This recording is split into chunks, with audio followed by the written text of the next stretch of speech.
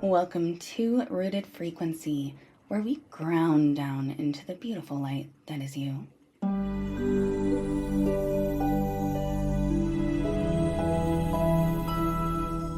I am so sorry that I did not get an episode out last week. I was actually in Tulsa, Oklahoma, filming a small business reality show where a bunch of entrepreneurs from around the world get together and compete to be the best business, the most investable, and a couple other awards. I cannot tell you the results right now, but the show will be coming out in 2025, and I will link the info in the show notes just in case you do want to look at the blocks. And if you are a small business owner, it was one of the best experiences ever, and I learned so much. So it's pretty fun. You should apply if you are a small business owner and you kind of want like a business boot camp. That's what I would say. But you also make the most amazing friendships you will ever make. But enough about me. How are you? I have missed all of you, and I am very excited to get back to our weekly podcasts where I drop an episode every Tuesday for you. So what have we got today? I am super excited because I have unlocked the secrets of the universe. No, I'm kidding. But the other day, meeting with my small group mentees, it felt like that afterwards. We had the most incredible group meditation, and I talked to them about this topic I'm going to be introducing to all of you today, and I really feel like it is kind of a missing piece that isn't talked about for some reason. We talk a lot about the pineal gland, and while I agree that the pineal gland is super important, I also believe now that we need to begin to look at the vagus nerve, a powerful nerve in the body that plays a role in a lot of functions that we're going to get into. But the biggest question in this episode that I'm hoping we can answer together is the vagus nerve the key to truly accessing our own energy, manifesting our desires, and connecting to everyone and everything around us? Does it raise vibration, and can it help us during spiritual awakening?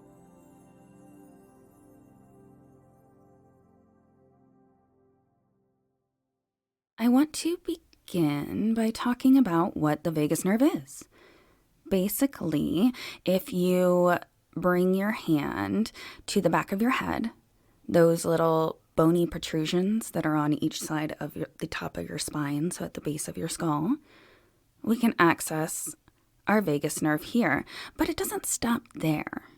You see, the vagus nerve is basically this huge kind of root system throughout the entire body, which is why it's often referred to as the wandering nerve.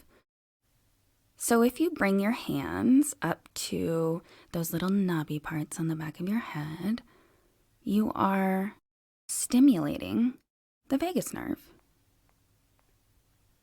One of the reasons I started researching this topic is that I came to learn that this is something that we are directly affecting when we meditate, and also why it may be very beneficial to our health in many ways to do cold plunges, and even why it feels so good to splash cold water on our face. This vagus nerve is very powerful. It plays a role in many functions within the body, like digestion, heart rate, and even mood. Scientists are still studying this, much like the pineal gland, where they don't completely know all that it does, but know that it is something powerful. Because this nerve can promote feelings of well-being and happiness, and who doesn't need that? Like, essentially, it could replace antidepressants, which means that the pharmaceutical companies are not going to allow that research, I would guess, but we can do it ourselves. Let's do the vagus nerve research. Essentially, what is happening when we stimulate this nerve is that it is activating our parasympathetic nervous system, and that's responsible for our rest and digest response. So it can definitely promote feelings of relaxation and calmness and also emotional balance. But then it also can cause chronic stress and negativity within the nervous system, so kind of kicking into that fight or flight response. And that hinders our ability to access our highest self, connect with our inner selves, connect with something higher. Basically, it brings down our vibration, and we do not like anything that causes low vibration. This is something that we need to regulate, that we need to keep in balance, that we need to pay attention to. I mean, how many people are being diagnosed now with autoimmune disorders? Which basically is like the doctor saying they don't know what's wrong with you. I don't have any medical experience, and I am not going to say that you don't have something going on in your body, but I do believe that our minds are very powerful, and I think that a combo of traditional medicine and spiritual work and also something holistic is the answer. I don't understand why we can't just all work together to overcome these things, and why people aren't more open-minded to that beautiful connection that these two types of medicines or workings can have together. I've said it before, we pay attention to treating our minds and our bodies with traditional medicine, but what about the soul? I really think that there's this other element to us. And if you are a spiritual person who believes that the soul goes to heaven, then you should be on the same page with me.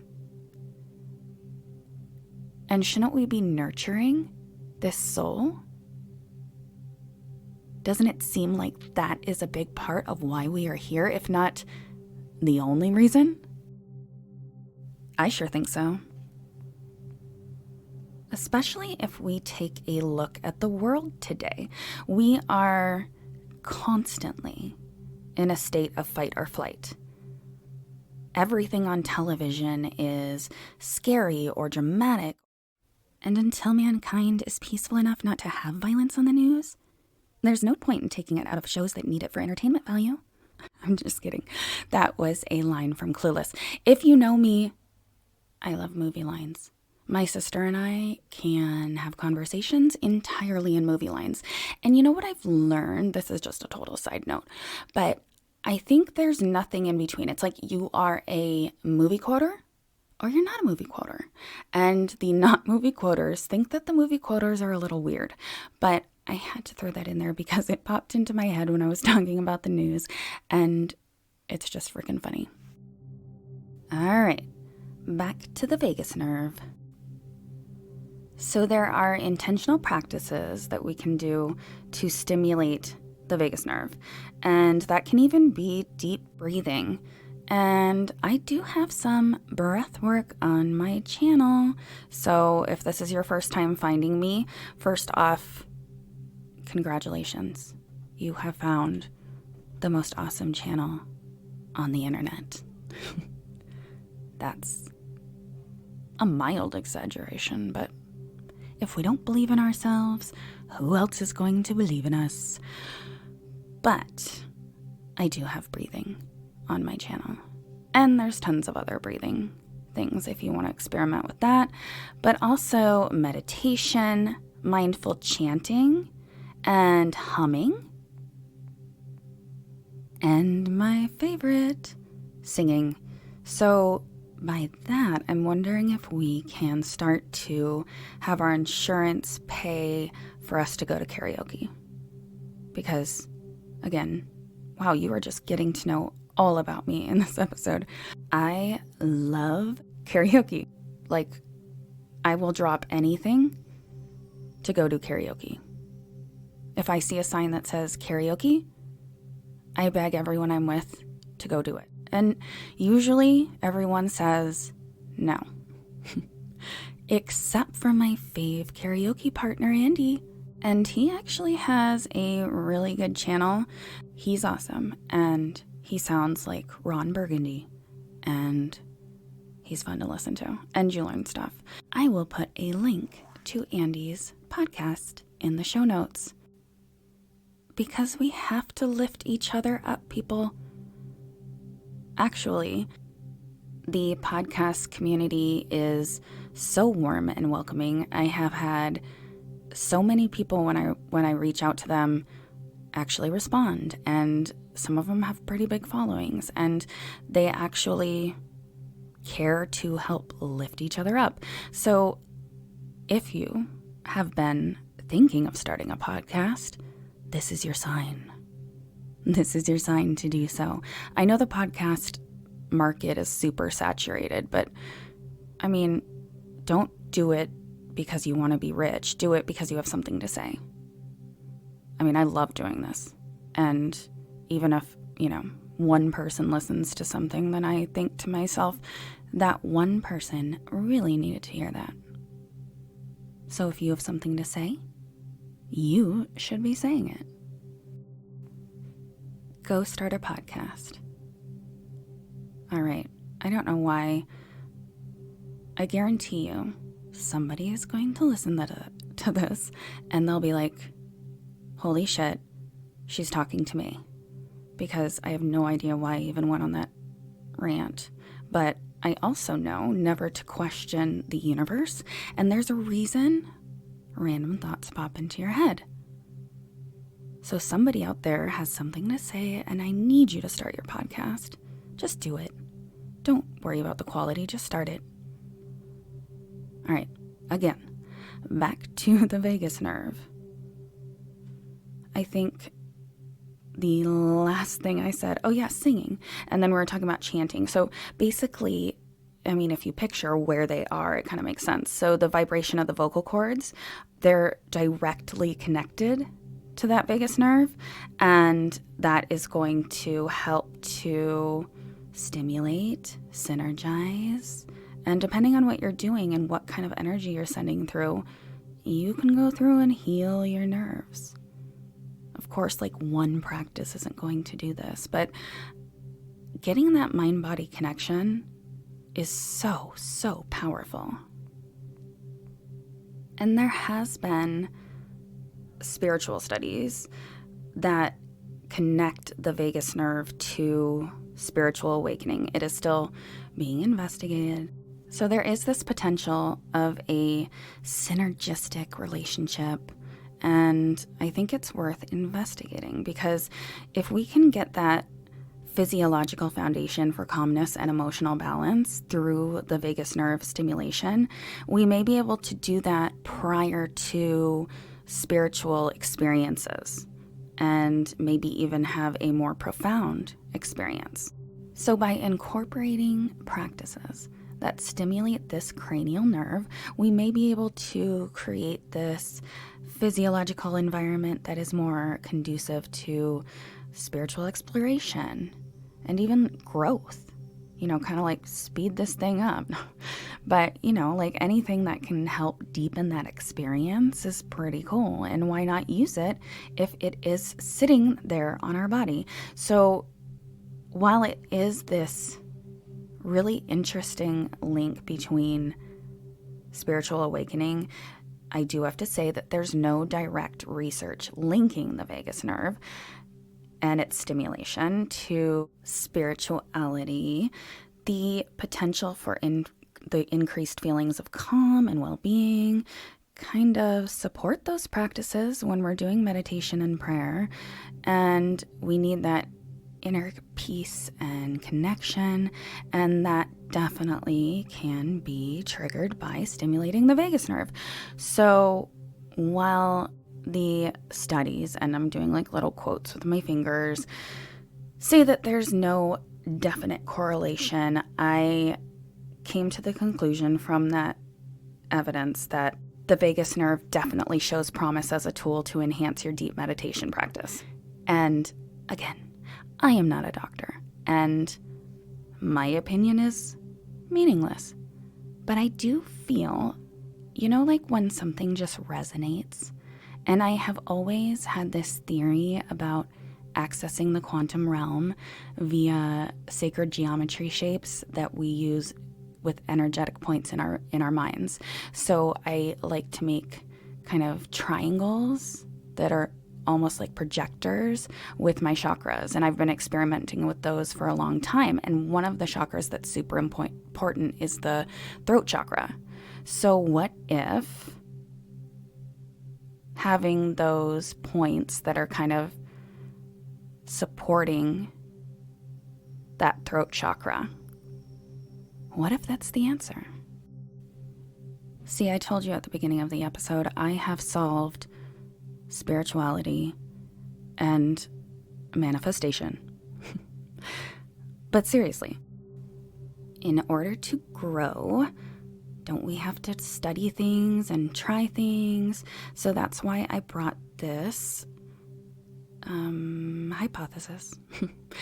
Me as a scientist, a spiritual scientist. Then I brought it to my group, my spiritual group, and we did a meditation that particularly stimulated the vagus nerve. And it was actually very profound. We all felt some pretty amazing things that we shared afterwards. So I encourage you to do that. So maybe actually, now that I'm thinking, I should record that meditation for you, because I just made it up, with my genius, because I solved this mystery. So I will do that and try to get that up for you before the next Tuesday episode.